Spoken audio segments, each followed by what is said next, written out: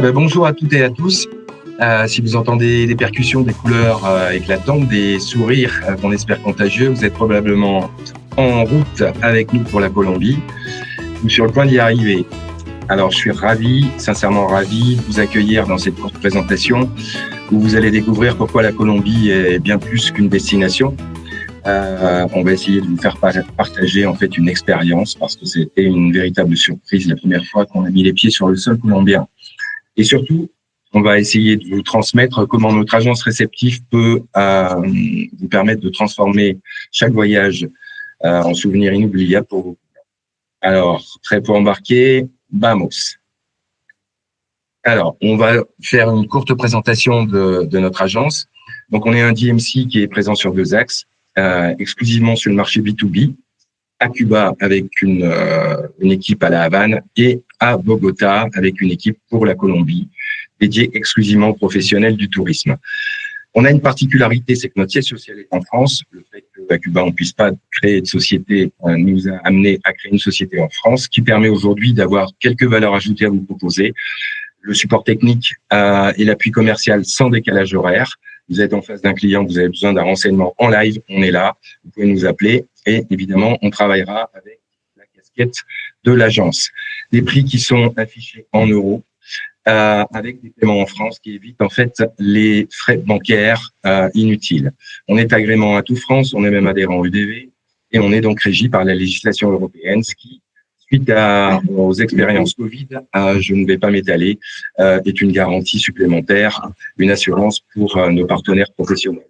Et un numéro d'urgence en France 24/24, 7 jours sur 7, que vos clients peuvent laisser à leur famille, à leurs proches. Chez Kurt Event, le nom a été déterminé par quelqu'un chez nous qui était un peu perché, mais ça avait du sens puisque en fait, on considère que le voyage est comme un cocktail dans lequel on va mettre tous les ingrédients spécifiques à chacun des clients puisqu'on travaille à la carte et à chaque voyage doit être un événement. La seule chose, c'est qu'on a un élément additionnel qui est le cœur, puisque, et ça c'est pas de la démago, puisque systématiquement on fait en sorte d'essayer de renvoyer l'ascenseur aux pays qui nous font vivre depuis des années, en étant partenaire, on le verra plus tard, de différentes opérations et projets socioculturels qui ont du sens. Notre mission, c'est secouer les cœurs en révélant l'âme de la Colombie. Chaque voyage est différent pour chacun de nos clients. Qui sommes-nous? Donc, c'est ici en France, donc une équipe francophone et hispanophone, et à destination, puisque le pays appartient exclusivement aux locaux. Notre équipe est 100% colombienne. Ils sont ce qu'on appelle nos yeux et nos oreilles. Ils s'occupent de l'opérationnel, des réservations et du suivi du client au quotidien par des groupes WhatsApp, par un service de conciergerie et d'assistance 24/24. Et vous êtes tenus informés jour par jour de comment évolue le circuit ou le séjour de vos clients. 3 éléments pour la Colombie, 52 millions d'habitants, c'est 2 fois plus grand que la France. Les formalités uniquement passeport valide 3 mois après votre date d'entrée, décalage horaire, -7 en hiver et -6 en été. 2-3 petites précisions, c'est que sur certaines zones du pays, on va vous demander, c'est le cas de l'Amazonie par exemple, on va vous demander en fait d'être vacciné contre la fièvre jaune. Mais ça, c'est sur des produits bien spécifiques, des séjours évidemment sur lesquels on vous informera. Hors de la Colombie sans trembler, pour les professionnels du tourisme qui veulent démystifier et performer, tout simplement parce qu'il y a énormément de clichés. Donc nous, on les met en option et on essaye de vendre avec clarté et convaincre avec fierté.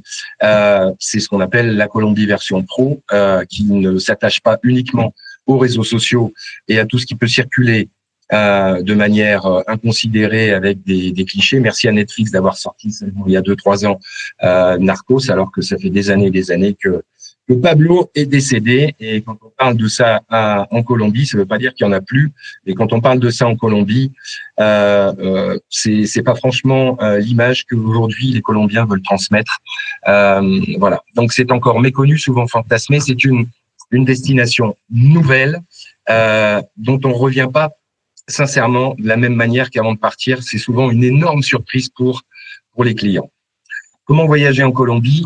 On a décidé, nous, de ne pas faire d'autotour parce que tout simplement, l'aspect lorsqu'on fait le drop-off, à partir du moment où on va utiliser pas mal de vols domestiques, eh bien, ça coûte aussi cher que si on avait des transferts privatifs ou qui évitent la fatigue. Donc, on a des transferts privatifs ou bien, carrément, c'est une location de voiture avec chauffeur, qui est un chauffeur hispanophone, qui en même temps, même si on a la barrière de la langue, va vous amener en fait le côté cœur et œil est suffisant en général pour transmettre en fait des émotions lors de ce voyage.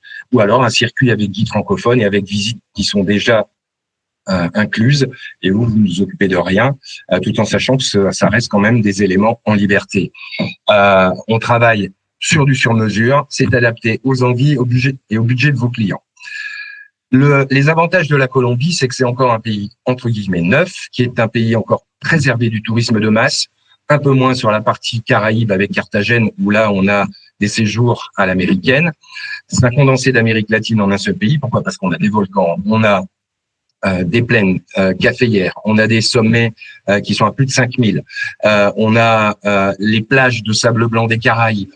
Quand on arrive à Bogota, on est déjà à 3000 mètres d'altitude, 2006 à l'aéroport, 3000 quand on est au Cerro de Monserrate, qu'on va voir après. C'est l'une des plus grandes biodiversités au monde, donc en termes d'écotourisme, c'est un petit paradis. L'accueil des chaleureux des Colombiens qui pendant des années ont été privés d'avoir des visiteurs, et vous verrez c'est vraiment une chaleur qui est pas du fake, et puis des plages paradisiaques à différents endroits du pays. Vivre l'expérience de la Colombie, c'est tout simplement se convaincre, et on va en parler, de la sécurité. La sécurité aujourd'hui qui fait partie des clichés, et il faut savoir que les accords de paix ont été signés en 2016. Ça ne veut pas dire que c'est un paradis. Moi, j'ai pour habitude de dire que par rapport à certains endroits en Europe et principalement en France, c'est un jardin secret, un jardin d'enfants plutôt, à la seule condition qu'il soit bien gardé. Ça veut dire qu'on va pas vous emmener dans des zones qui sont pas sécures. Et lorsque on va établir un dossier, on va voir aussi en fonction du profil des clients là où on peut l'emmener. L'accompagnement de vos clients, j'en ai parlé, c'est le service de conciergerie francophone pendant tout le circuit. L'adaptabilité, c'est tout simplement faire en sorte que les gens qui ont des problèmes avec l'altitude, qui ont des problèmes avec la marche, enfin, etc., on leur concocte quelque chose qui soit adapté à ce qu'ils veulent. Et la richesse de l'offre, parce que là, on va avoir différentes régions, différents climats, un patrimoine culturel hyper important, une histoire qu'on n'a pas dans tous les pays, et en même temps des villes dans lesquelles on va trouver des malls, dans lesquelles on va trouver donc de la modernité. Et à vendre avec fierté parce que les expériences sont vraies. On est loin du tourisme de masse, donc on a des rencontres, des ateliers participatifs, des hébergements dans plein d'endroits sont des hébergements éco-responsables avec encore une fois une vraie démarche. Et le tourisme durable et le respect des communautés indigènes, c'est là-dessus que ProColombia, l'Office du tourisme avec le ministère du tourisme local insiste. J'en prends juste un petit exemple, c'est que lorsque vous allez dans des régions qui étaient occupées par les FARC ou les paramilitaires, aujourd'hui, le gouvernement a essayé de faire en sorte que un certain nombre de ces gens qui sont les Rambo locaux, si je peux me permettre, qui connaissent parfaitement la selva, donc la forêt tropicale, etc., soient formés à devenir guides touristiques. Quand vous êtes accompagné avec ces gens-là, vous ne risquez strictement rien. Et bien entendu, le respect des communautés indigènes, ça veut dire qu'on va pas on va pas aller sur place pour faire en sorte que les traditions soient perverties. C'est un respect et de la même manière, on va pas envoyer n'importe qui, n'importe où par rapport justement à cette éthique. Quand voyager, on peut y aller toute l'année. Je vais résumer. On dit 2 types de saisons, décembre, mars et avril, novembre. Honnêtement, chaque région, en fonction de l'altitude, de la latitude, du relief, va être totalement différente. Donc, vous ne trouverez pas une seule saison, si vous faites le tour de toutes les provinces, vous ne trouverez pas une saison où vous n'aurez pas à un moment donné de pluie. Mais ça fait partie aussi des éléments qui constituent l'ADN du pays. Les vols domestiques qui sont souvent utilisés durant le séjour parce que tout simplement, à certains moments, les routes sont beaucoup trop escarpées. On va privilégier les circuits courts lorsque c'est possible. La participation à des projets socioculturels, on va le voir après, un peu plus dans une salle différente, c'est notre engagement. Et on n'a pas attendu d'avoir une charte RSE pour pouvoir faire ça. C'est parce qu'on est au plus proche de ça et quand on y vit 5 à 6 mois dans l'année, avec notre équipe locale, bien évidemment, on ne se contentent pas de pouvoir installer une société étrangère et de se comporter comme des colons, si je peux me permettre l'expression. Des programmes qui font moins, mais mieux, oui. Souvent, on demande de faire la totalité du circuit. Aujourd'hui, on va passer énormément de temps à ce moment-là, soit sur la route, soit dans les avions, et en fait, on va être frustré parce qu'on n'aura pas profité des expériences réelles avec les gens ou même avec l'environnement. Donc ça, c'est important de savoir découper de manière et savoir dire non aux clients pour leur dire non, là vous allez courir, ça n'a pas de sens, ça n'a pas d'intérêt, vous n'allez pas profiter. Et mise en avant d'activités à impact positif local, on en parlera aussi après.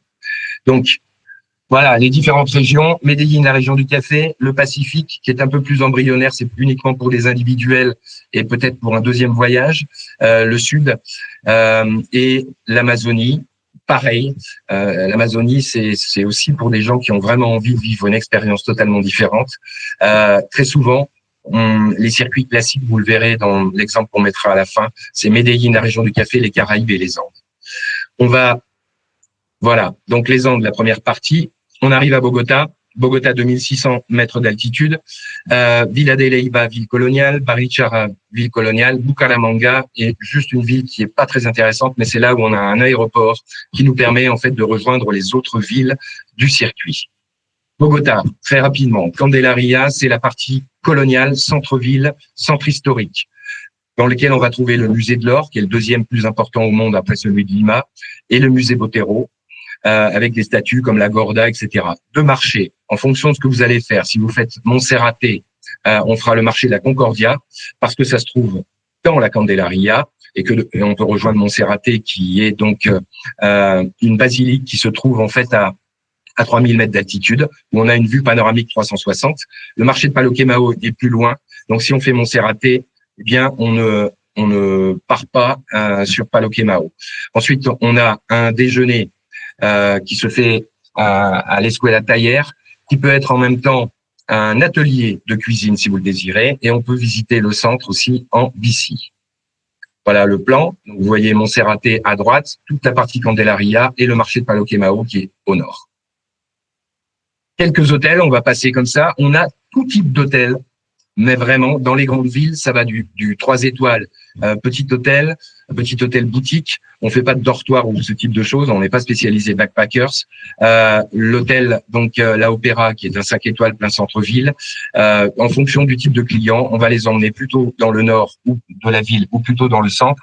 Le centre, ça fonctionne comme dans beaucoup de villes historiques, c'est-à-dire qu'à partir de 22 heures, il n'y a plus rien qui se passe. Donc c'est pour des gens qui veulent la tranquillité, etc. Par contre, on sort pas parce que les restaurants, etc. sont fermés. Les gens qui veulent sortir, qui veulent aller prendre un verre, qui veulent bénéficier en fait d'une animation nocturne, on va les mettre sur les hôtels comme le Buxury ou le Bog. Et ensuite, les catégories sub, soit des hôtels boutiques comme le Hab ou la Casa Llegado, ou bien le Sofitel qu'on utilise essentiellement pour du MICE ou pour des clients VIP. Là, on est sur du catégorie standard, milieu de gamme, du produit standard qu'on va mettre pour les groupes ad hoc et qu'on va mettre aussi pour un certain nombre de clients qui veulent un confort tout à fait standard, mais qui n'ont pas un budget démesuré.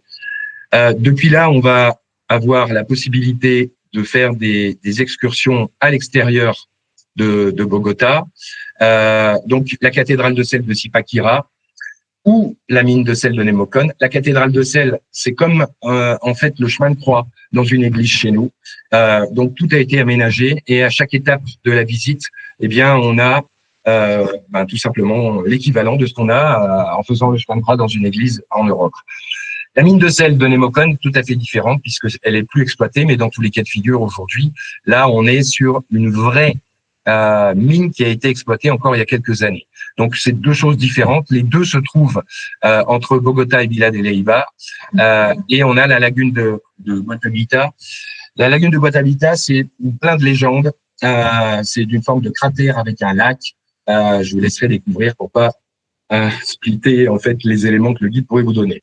Villa de Leyva, ville coloniale, un couvent, tout ce qui est autour de la préhistoire, avec des fossiles, avec des dolmens.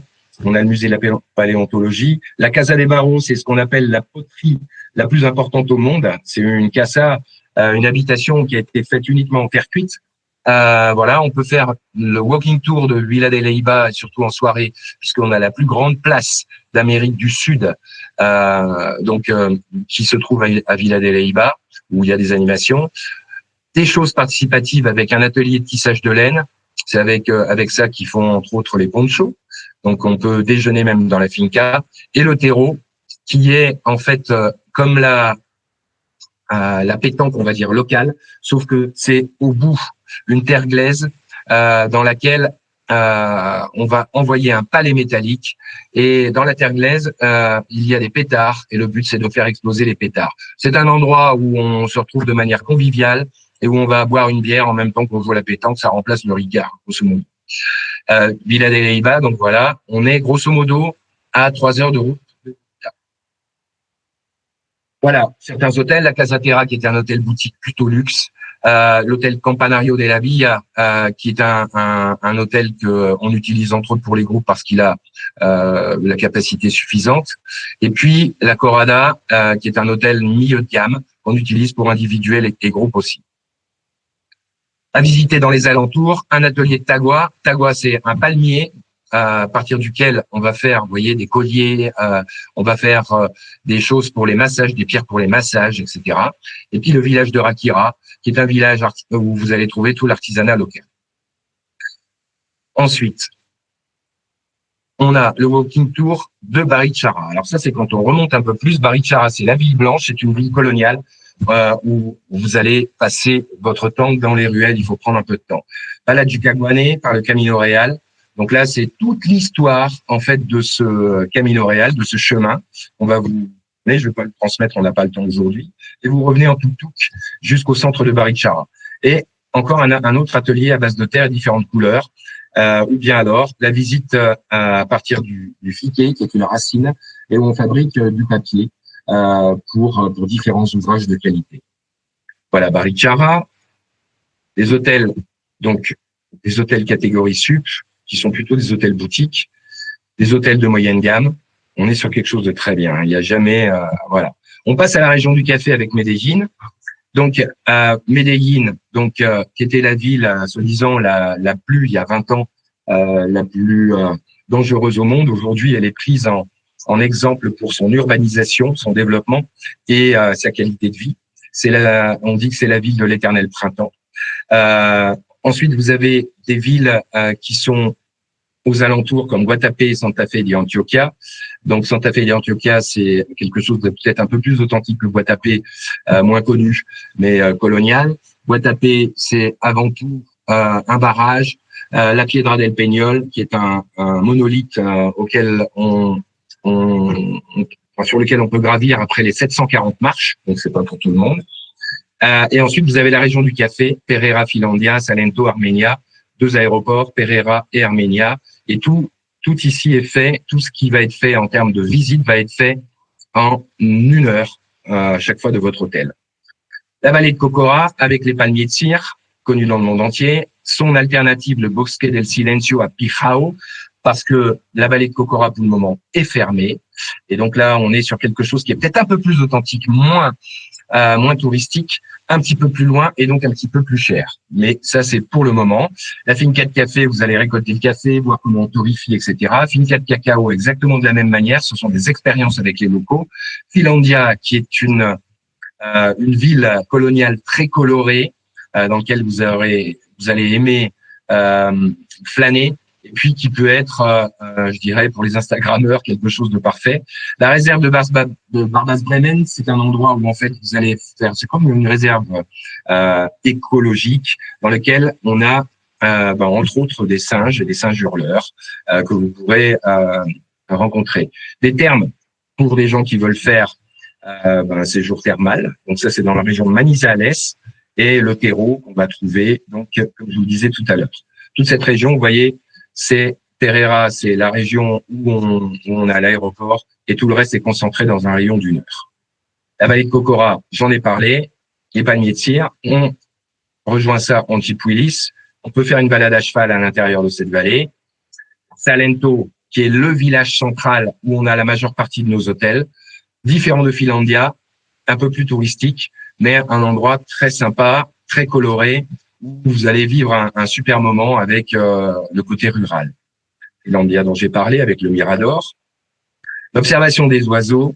Donc là, c'est pareil, dans les hôtels, ils mettent des petites, vous voyez, des petites fioles comme ça pour que les colibris viennent s'abreuver. C'est juste un moment magique. Le terreau dont je vous parlais. Les haciendas. Alors, on a même la possibilité de faire El Globo, qui est donc la montgolfière depuis l'Hacienda Bambusa, qui est là un produit de luxe. L'hôtel Mokawa qu'on utilise pour les groupes. La Casa Riviera del Cacao, qui est un hôtel qu'on peut utiliser pour les tout petits groupes ou pour les individuels. Ça, on est sur la catégorie sup. Les hôtels milieu de gamme, vous voyez, on est sur de type Hacienda. Et les hôtels qui sont dans Salento pour les gens qui veulent faire uniquement du transfert et qui donc peuvent loger dans Salento pour éviter de devoir utiliser un véhicule, sachant que les Jeep Willys pour aller à la vallée de Cocora sont sur la place centrale. Donc, en fonction du type de voyage, on va vous proposer des hôtels dans Salento ou à l'extérieur. Voilà, les extérieurs sont ceux-ci, avec les éco-hôtels. Medellín, plusieurs choses. Donc, c'est une ville où on va pour sortir, on y va pour le tango, on y va pour la Comuna Trece avec tout l'historique, en fait, de tout ce qui a été, je dirais justement, la Comuna, c'est l'équivalent des favelas au Brésil.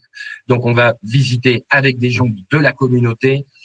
C'est un moment fort, c'est en même temps le côté street art et le côté hip-hop aujourd'hui. Et aujourd'hui, on visite ça en toute sécurité. La Comuna Ocho, qui est quelque chose d'un petit peu moins développé, avec une autre histoire. La visite du centre, le centre de Medellín, avec les statues de Botero. Le salon Malaga, on va prendre un café, qui est un endroit, entre autres, pour le tango. Parce que, bah oui, on parle salsa reggaeton quand on parle Colombie, mais on ne sait pas qu'à Medellín, en fait, il y a une communauté argentine et qui a amené le tango. Et donc, aujourd'hui, on a des démonstrations de tango qui sont juste incroyables. Le musée Casa la Memoria, c'est évidemment, ça veut dire ce que ça veut dire. On vient exposer un peu tout ce qui a été, en fait, la turpitude de cette période très accidentée pendant une bonne vingtaine d'années avec la drogue et avec tout ce qui était paramilitaire. Call Me Mami, c'est une expérience tout simplement de fabrication de différents éléments de la cuisine colombienne, et Guatapé avec le monolithe dont je vous parlais. Voilà, donc Medellín et Guatapé qui se trouvent, quand on dit que c'est à côté en Colombie, c'est grosso modo toujours à 3 heures. Medellín, la Plaza Botero, la Casa la Memoria, le métro câblé, pour aller jusqu'à la Comuna Trece. Avant, on mettait un jour pour aller au centre-ville. Maintenant, on met 10 à 15 minutes par ce téléphérique. Voilà, je vous parlais du hip-hop et du street art. La Feria de las Flores qui se fait au mois d'août, donc la fête des fleurs à Medellín. Et le centre qui est très, très animé pour les gens qui veulent sortir, aller boire un verre, un restaurant, etc. C'est le Poblado. C'est là où il faut loger. Guatapé et El Peñol. Voilà, le monolithe, le barrage avec les petites îles qui ont été constituées de manière artificielle, et Guatapé, donc ce village qui est dédié au tourisme et à l'artisanat. Les éléments en termes d'hôtellerie, on est, vous voyez, toujours sur des choses qui sont quali. Le milieu de gamme n'a rien à envier, c'est un petit peu moins de services, mais au demeurant, le Art Hotel est typiquement un hôtel qu'on utilise en gros pour les groupes dans l'ambiance new-yorker. Et puis, les milieux de gamme, on va pas chercher encore une fois des hôtels qui offrent des dortoirs ou des choses comme ça. Les Caraïbes, la 3e région la plus importante sur les circuits qui nous sont demandés, avec Carthagène des Indes, les îles, Barranquilla, 2e carnaval au monde après Rio, et Santa Marta Tayrona pour le parc naturel de Tayrona, et la Guarira, qui est un endroit où on va trouver en fait une partie des communautés indigènes. Bienvenue à Carthagène, je vais passer rapidement parce que c'est des photos. Donc ici, on est sur la vieille ville historique avec la Torre del Reloj. Sur le parc Centenario, on a même des singes à l'intérieur, les statues de Botero.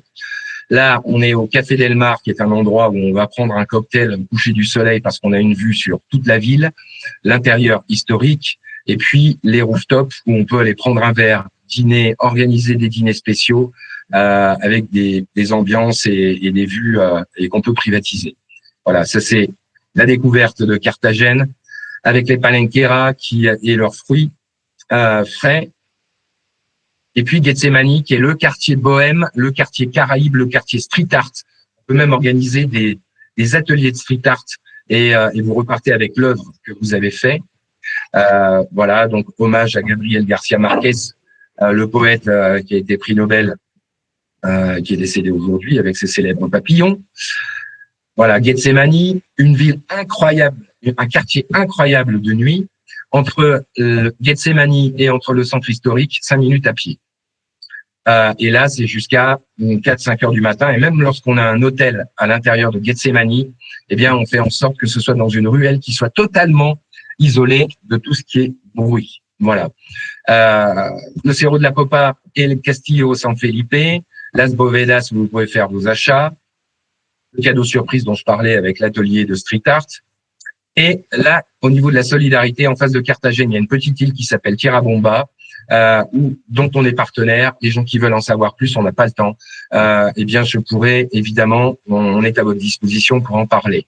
Tout tourne autour du surf, d'une école. Et là, on a un vrai échange avec les gens. On n'emmène pas n'importe qui non plus là-bas. On va pas visiter les pauvres. Il faut qu'il y ait une vraie démarche volontariste de la part des clients.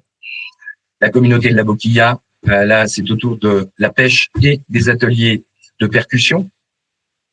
Pareil, excellents échanges, une expérience, et c'est encore une fois pas du fait que ça va directement à l'association. Voilà, apprendre à pêcher, manger avec eux. Petit hôtel Les Lézards, plein cœur de Gethsemane, 7 chambres, petit hôtel boutique. Ça, c'est un hôtel qu'on utilise pour les groupes et le maïs. Pour les individuels, évidemment, c'est un hôtel tout neuf qui est dans Gethsemane. Et sans aucun bruit, on est à 3 rues de toutes les sorties nocturnes possibles. La Casa San Agustín, on est sur quelque chose d'un peu plus authentique, plein cœur de la partie historique, très quali, un peu plus intimiste. Et puis là, un hôtel pour le maïs ou pour les VIP qui ont, c'est un petit bijou qui est plein cœur de la vieille ville historique, le Sofitel. Les restaurants, voilà, des restaurants à thème en fonction de ce que vous aimez. On a une gastronomie qui est hyper riche. Il y en a pour tous les budgets. On peut manger pour 10 euros, on peut manger pour 90 à 100 euros en tarif négocié.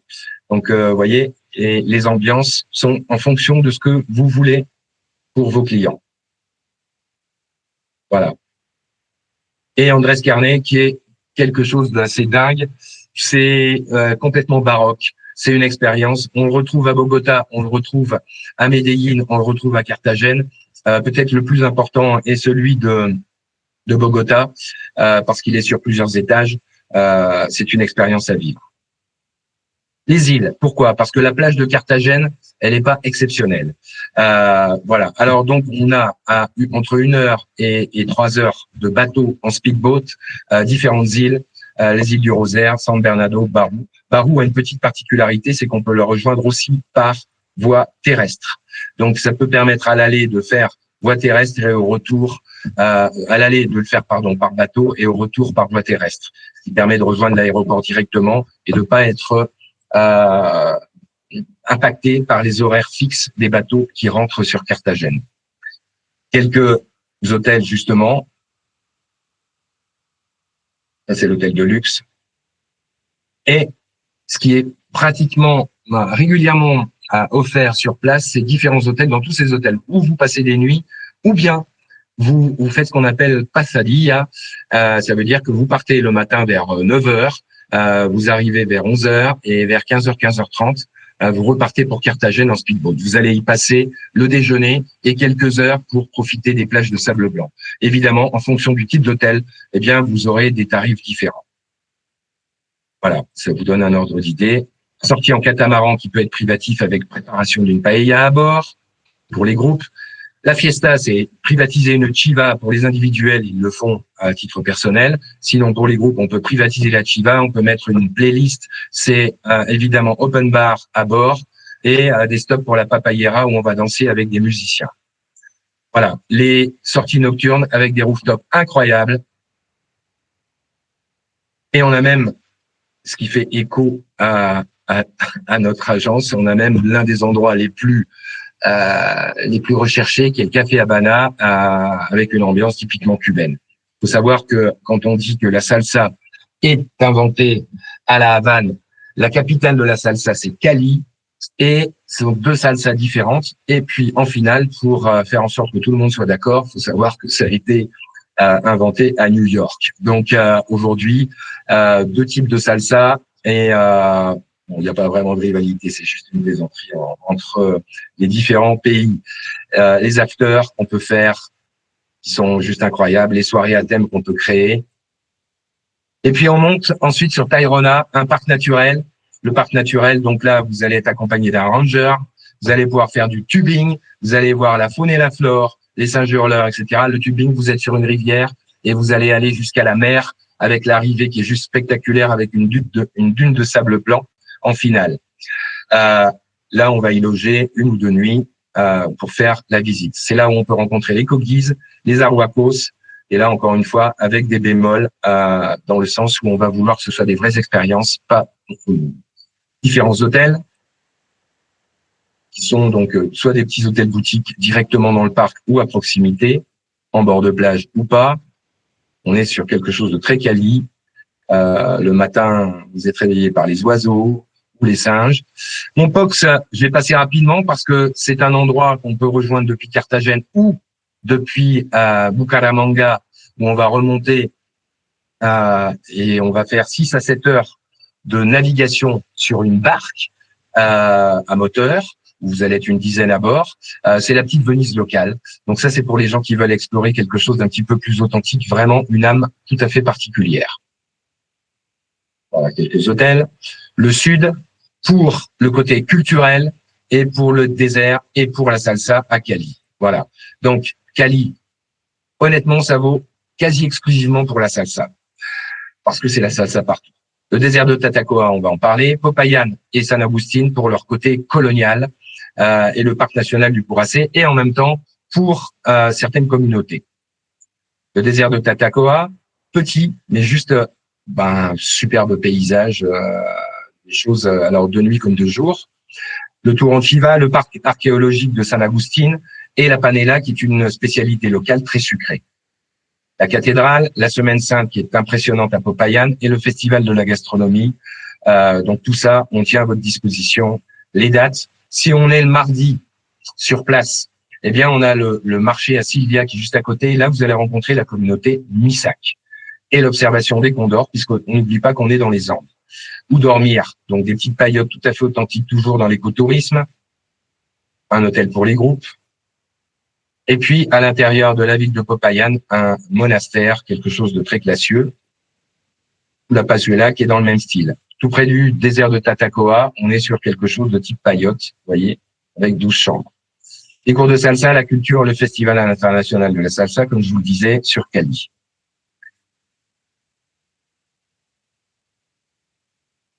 L'autre pension, un peu plus classique, qu'on utilise pour les groupes. Quelque chose d'un petit peu plus quali, un petit peu plus voilà. Et la côte Pacifique, là pareil, ce sont des packages en fait on va prendre petits avions qui vont rejoindre Yuki ou la Bahia de Solano. Et là on y va essentiellement pour les randos à l'intérieur de la mangrove, le parc Utria, pardon. Et puis on y va aussi en juillet. De juillet jusqu'à fin octobre pour l'observation des baleines. Donc là, pas de groupe. On est sur des 3 nuits, 4 nuits si vous voulez, et où en fait vous êtes accompagné par des guides locaux des parcs. Voilà, quelques exemples de logements. Petite structure, vous voyez.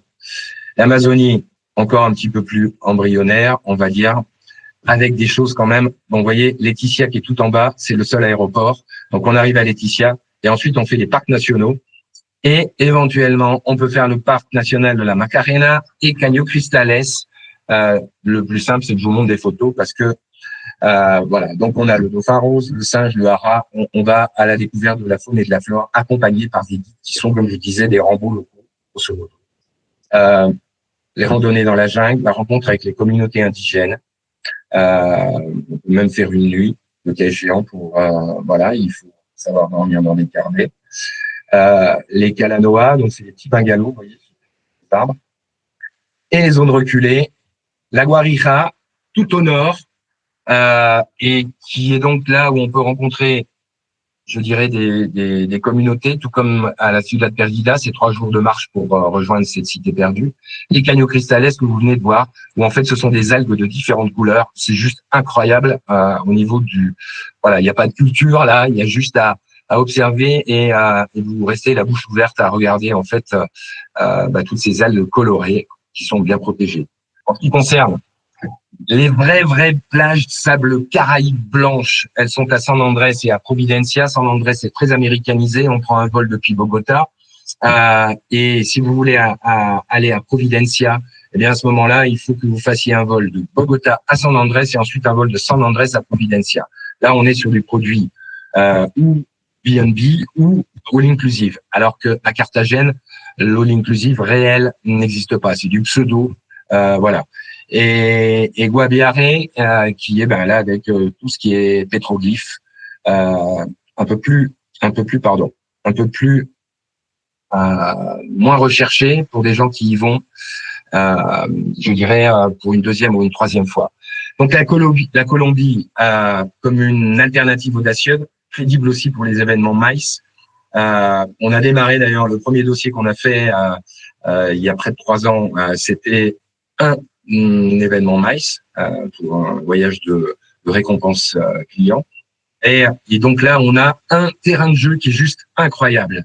Donc accessibilité et connectivité, on peut aller un peu partout. Tout est fait pour découvrir de manière optimum les éléments. On a des infrastructures MICE de qualité, que ce soit en termes d'hôtellerie, que ce soit en termes de tout ce qui est équipement, salle de réunion, congrès, etc. L'engagement durable, les expériences, on en a parlé, et c'est une destination montante qui n'est pas encore galvaudée. Voilà. Et c'est une destination, comme on dit, c'est une petite punchline qui se contente pas d'accueillir vos événements, mais qui les transforme. Et donc, pour nous, aujourd'hui, vendre la Colombie, c'est avant tout faire de l'offre. Comme c'est méconnu, et que les retours, sincèrement, regardez autour de vous si vous avez vendu la Colombie, ou bien si vous avez des gens qui sont allés, à ce jour, peut-être que ça va m'arriver, à ce jour, je n'ai rencontré aucun client qui soit rentré mécontent. Au contraire, à chaque fois surpris. Donc, pour ceux qui ont tout vu ou presque, c'est bien de faire de l'offre. C'est notre rôle en tant qu'agent de voyage. Ça reste méconnu et souvent jugé à tort. Donc, à nous de le présenter sous son vrai visage d'aujourd'hui. C'est un pays qui va vous bluffer et c'est une destination réellement coup de cœur. Voilà. Alors, prêt à vivre une aventure unique avec nous. Alors, comme on est l'agence qui fait vibrer les cœurs, restons connectés. Je vous donne rendez-vous en Colombie, j'espère très rapidement. Et puis peut-être pour certains d'entre vous sur les événements Together ou sur IFDM. Voilà, merci. Et puis à très bientôt.